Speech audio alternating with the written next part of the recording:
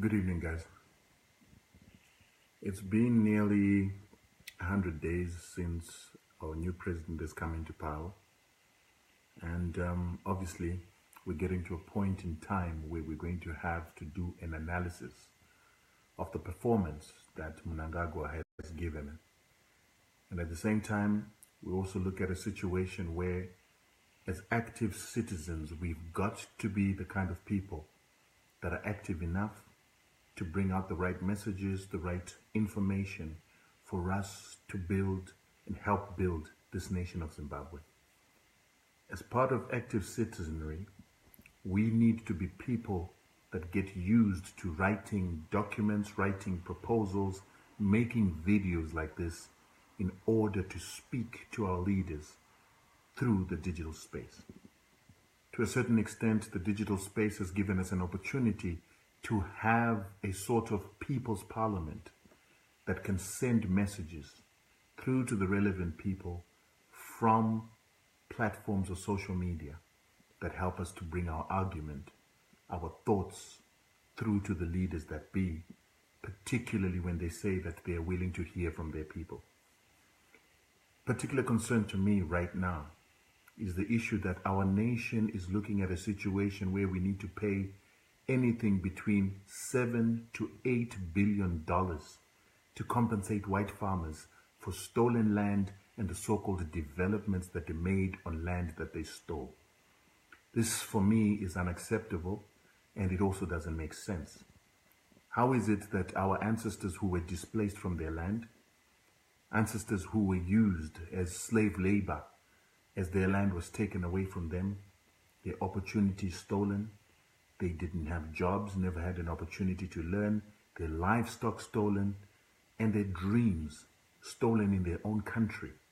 And today, 90 years after we were colonized in 1890, we, the children, we, the inheritors of a country that was previously colonized, have got to pay some form of compensation to the same people that stole our land.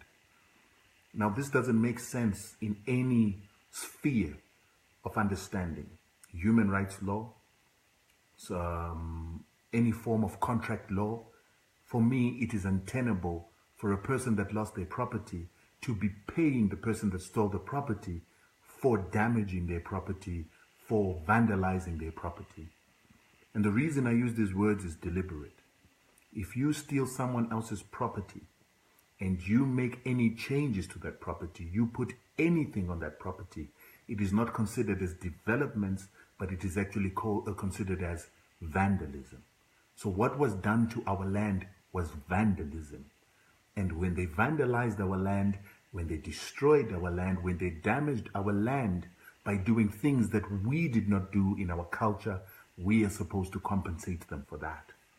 It is also critical for us to understand that why we also call it vandalism is a lot of the activities that were undertaken on our land by white farmers and by the Rhodesian government are things that we did not use our own land for.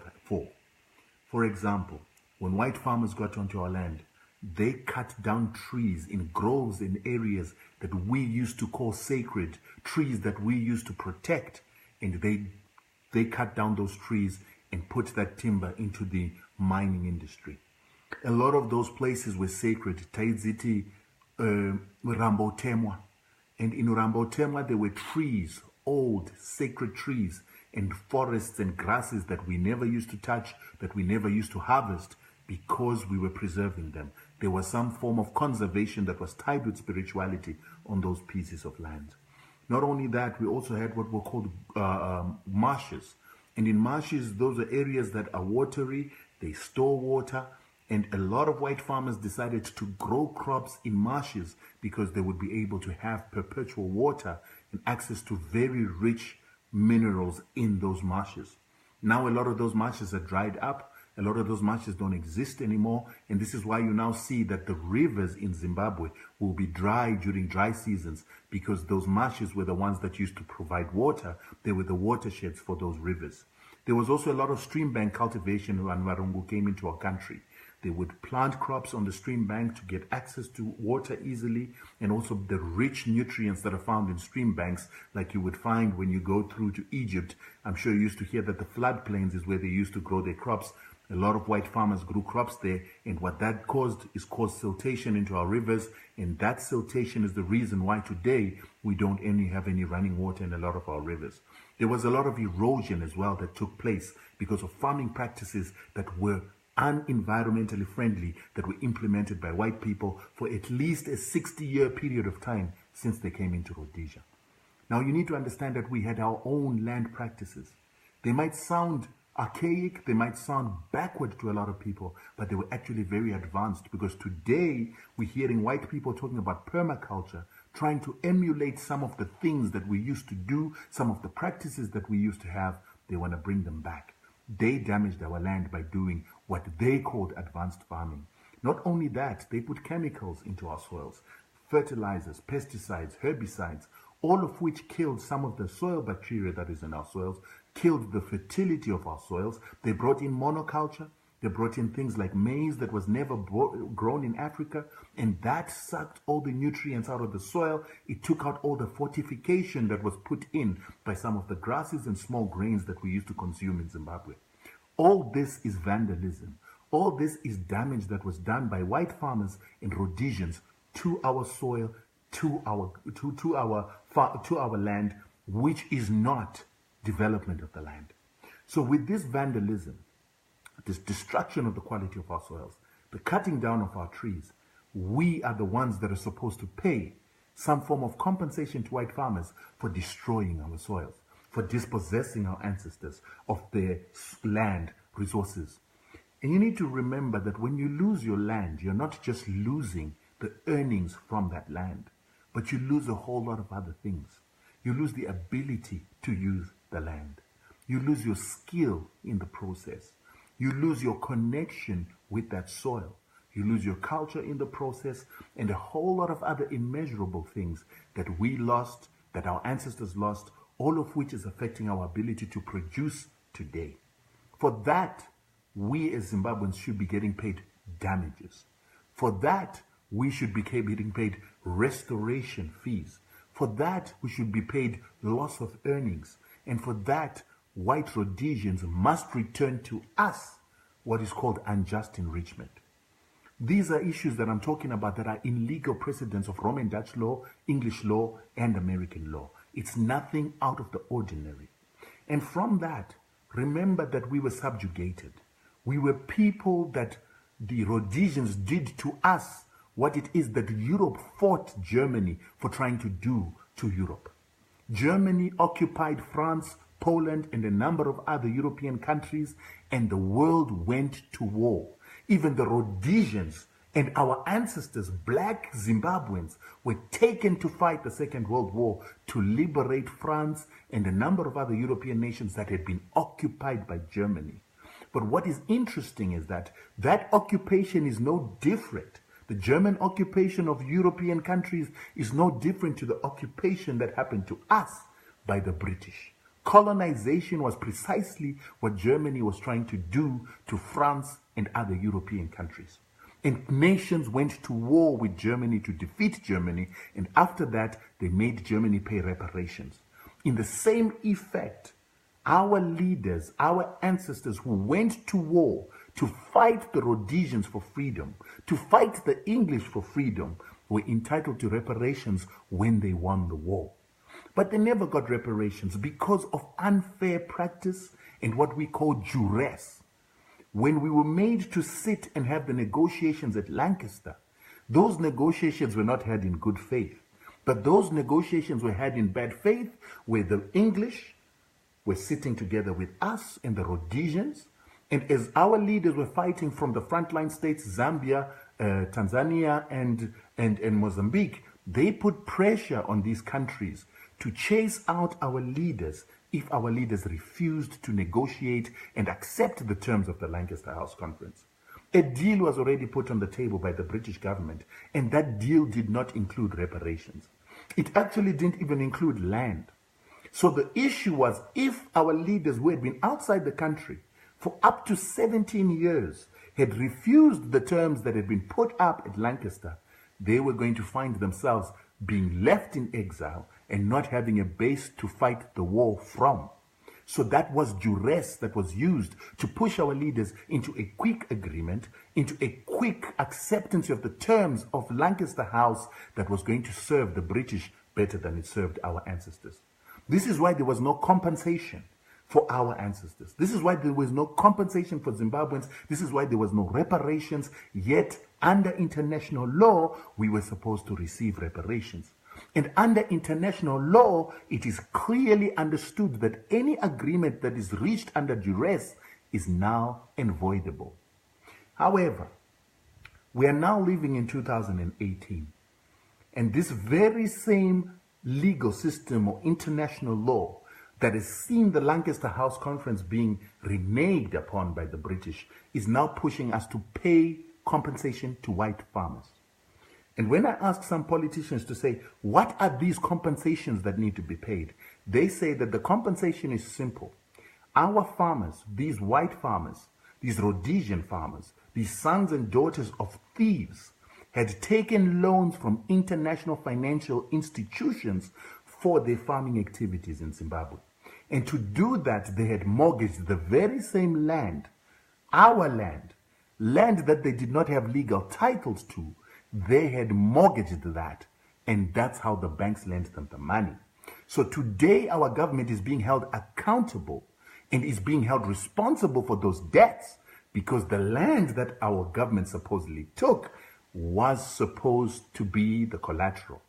Now, in international law, in the law of contract, all that doesn't make sense. For those banks should have never lent money that the people that were borrowing did not have legal title to. It does not make sense to me that banks lent white farmers money based on the collateral of our land when they knew very well that that land had been acquired in colonization, which was a crime against humanity. In other words, they knew that this land was stolen. They knew that white farmers did not actually have the right to own this land, but they took it they lent money on that land anyway.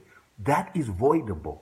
It should not be the concern of the Zimbabwean citizen, the concern of the Zimbabwean government, and should not put the Zimbabwean government in a debt of 7 billion because of criminals that went to take a loan that a bank carelessly gave without looking at the risk analysis if they actually owned the asset. It was clear that white people never owned land in Zimbabwe. Someone else might even argue to say it is clear that white people in Australia do not legally own the land in Australia. So do the ones in New Zealand, and so do the ones in the United States of America. Yes, it's convenient for commerce for them to recognize title that is faulty in those countries. But the truth of the matter is, whenever you colonize, whenever you take something by force, you're a criminal, you're a thief, and that asset doesn't belong to you. So today our government, if it wants to go back into the international sphere, if it wants to re-engage the international community, the international Western community has conspired to agree that there must be compensation for white farmers who were occupying stolen land. Instead of it being the other way around, where white farmers and the British government compensate Zimbabweans for the crime of colonialism that took place, for the benefit that the British government had. You understand? For 90 years, taking our minerals, taking our slave labor, not paying our ancestors, taking the opportunity from our ancestors and using that to build a 4% population of the Rhodesian population together with bolstering the English.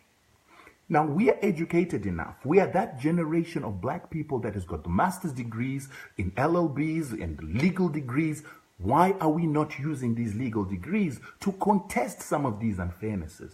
To use the legal systems that are available to us in the world, the legal mechanisms, to start challenging some of these unfairnesses, challenging some of these injustices. And these can be challenged at many levels.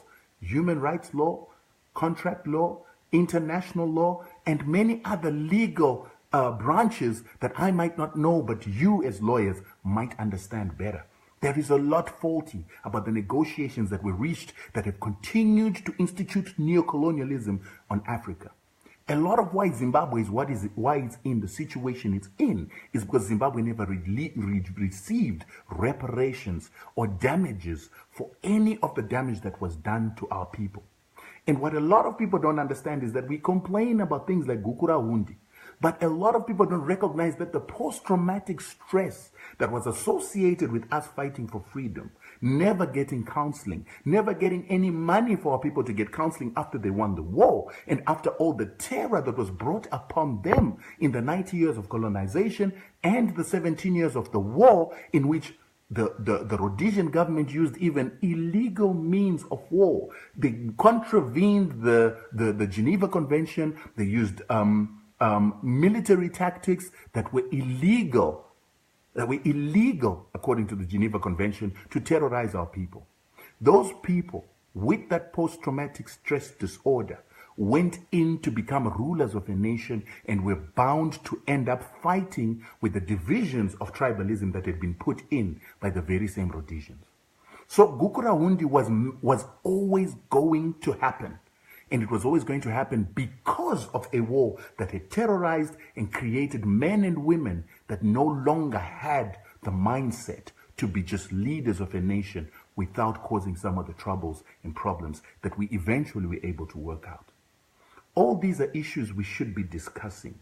Instead of always looking at the white man's perspective and looking at his victimization, we need to start looking at ourselves and what happened to us and how that changed us and how that has caused some of the conditions that we're living in today.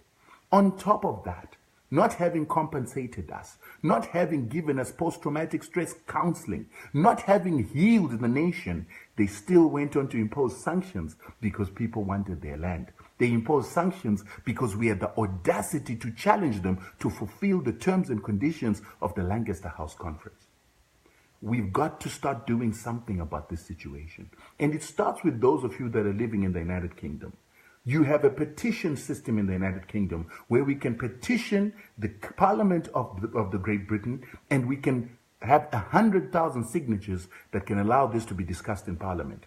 The British government owes Zimbabwe reparations. The British government owes Zimbabwe compensation of its own children, and it owes compensation to us for the damages that were upon and visited upon our ancestors during this crime against humanity called colonization, during the enslavement of our ancestors, and during the dispossession of our land for 90 years. The fact that most of us Zimbabweans don't talk about these kind of things is concerning. It's concerning because we purport to be educated, we purport to have read history, we understand the precedents set in history, we understand that the Jews were compensated, we understand the French were compensated, we understand that the British and the Americans themselves who went to war were compensated, but our ancestors who went to fight the Second World War, even the First World War, were never compensated, but they were given suits while others were given land. Our land was used to pay white Britons for their contribution to the Second World War. But our uncles, our ancestors, our grandfathers were given walking sticks and suits. And they remained dispossessed of their land. They remained poverty-stricken. They remained without jobs. All these are things that we should remedy because they were never remedied. And if the British are going to hold us accountable for paying damages or compensation to their children to the tune of $7 billion, we have every right to also want compensation, reparations for the war effort, for the massacre and genocide upon our people, because more than 50,000 people died in trying to liberate Zimbabwe, from the first Chimurenga to the second Chimurenga. It is critical that as Africans, we stop waiting for somebody to fight our fights for us. It's time that we start fighting our fights for ourselves. And we need to start fighting our fights by using the mechanisms that they've got. It's bad enough that international law does not recognize African law. Instead, they institute laws, they institute treaties, and they institute precedences that were set way before Africans even had independence to be able to sit and negotiate to determine how this international law was going to be. So currently we don't use international law, we actually use European law. We actually use the law of discovery that actually enabled the colonization of Africa and the rest of the world legally, according to the agreements that have been made by Europeans. But there can not be any binding agreement that does not consider the people with whom you make the agreements. So we need to challenge this. But I'm not a legal mind. There are legal minds who are well educated in the West who should be taking this cause up. There are people that should be writing the documents, because international law is also amended by new laws that are written and proposed and peer-reviewed to get into the system. And these are the things that we are supposed to be doing. Now, my final point on this issue. While our president has been going all around the world on a charm offensive, negotiating with the West, these points are never brought up. I don't hear Muchangwa saying it. I don't hear the president saying it. And there can only be a few reasons why that is. Either our leaders are dumb, or our leaders are under duress and unable to argue some of these issues out because the people that they're negotiating with are holding them by the balls. This has been happening for a while. That also means that any contracts that are being signed, any agreements that are being made now under duress with their balls in a vice are not binding upon the people of Zimbabwe. They are actually voidable. They are illegal contracts because there can be no contract signed under duress. There can be no contract that is signed with an authority utilizing their authority in bad faith over the person that they're negotiating with. And there can be no contract where there's no consensus ad idem or agreement or meeting of the minds. A lot of the contracts that Africa signs have no meeting of the minds. But there are leaders that are pushed in those situations. Mnangagwa always has the issue of Gukura Hundi being threatened upon his head, even though he has never been taken into a court to test whether the allegations are correct. There are other allegations about Muramba China that are also charged on him. And so Mnangagwa's personal problems are used as leverage to make a country make decisions that are going to bind an entire nation because of an individual's own personal problems. That is illegal. Surely there has to be a mechanism in which a country can make decisions separated from its leaders' personal choices, personal activities, or personal problems. And any contracts that are made because of a leader being put in a corner surely can't be binding. There is no difference between those contracts and the contract that was signed with Lobengula that was fraudulent. It's about time that we start challenging some of these things, writing petitions to the British government, and utilizing the ability to write legal argument to start challenging these things. I can frame this in the way I'm framing it, but I'm not a legal mind. It'll still take legal minds that understand international law, human rights law, to take this up and create white papers, documents, proposals, and challenges to the legal system, to the international court, and other bodies that can be challenged to change the precedent. We always talk about how Zimbabwe used to be the breadbasket of Africa. But do you realize that when we were the breadbasket of Africa, Zimbabweans were dying of kwashiorkor, they were dying of beriberi, they were dying of marasmus, they were dying of elephantiasis and a lot of other food deficiency diseases because the food that we were growing was not for the benefit of the black Rhodesian. It was not for the benefit of the Zimbabwean, but it was enjoyed only by white Zimbabweans. The revenue was used to develop white Zimbabweans and to develop England. We even had a time where we had to bail out England in its own food deficiency crisis by growing food in Zimbabwe, sending it to England, and starving the people of Zimbabwe. We're not the only people that went through this. Close to 10 million Indians died because of the very same thing. Food was grown in India and exported to the United Kingdom for the war effort, and Indians died. But these are injustices that the world knows. Why do we not do something about it? Why do we talk about holding people accountable for Gukura Hundi, but never accountable for these injustices, for colonization, and for the wars that our people were taken into for trying to demand the human right of freedom? Now, I know a lot of Zimbabweans don't find this as important. But trust me, if we don't learn to start dealing with these issues as societies, and as the public, to start challenging those that are holding our leaders to ransom, those that are holding our leaders by the balls, if we as society don't rise up to start speaking and making those injustices known, we will always have a situation we are unable to redeem ourselves from colonialism and neocolonialism. This is why I'm talking. This is why I'm challenging us to do this. And not only was our land taken for farming, but our land was also taken for the development of properties that are still owned today in our country by Britons. We still got property in Zimbabwe today owned by the Rhodes Trust. How can that be possible? Yet that land was stolen. How can buildings, some of the dilapidating buildings that you see in Zimbabwe, are deliberately being let to be dilapidated by owners who are in England, who are waiting for rezoning rights, or who are waiting for a time when they will dispose of those buildings when they feel like it. But those are buildings that were built off a crime. How is it that they've remained in British hands? How is it that we continue to look at the British tenure system as the means by which Zimbabwe determines its tenure, as if our ancestors never had a tenure before? Guys, I'm done.